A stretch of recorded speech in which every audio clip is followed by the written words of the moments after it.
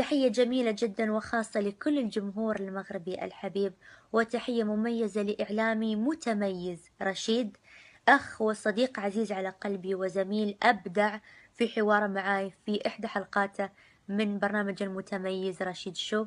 مثل هذه البرامج طبعا كتكون فيها شوية أخذ وعطاء، فيها مد وجزر بحال كي يقولوا، لأن لو ما فيها الجرأة، لو ما فيها الشفافية، ما تقدرش تجذب عين المشاهد أو حتى اللي يتابع هذا البرنامج. فبالعكس أنا كنشوف أسئلة رشيد له هي دليل على ذكائه وعلى اجتهاده، لأنه ما شاء الله حتى جاب شيء معلومات يمكن أي صحافة مكتوبة أو أي صحافة مرئية دارت معايا لقاء ما قدرت تجيب بحال هذه المعلومات.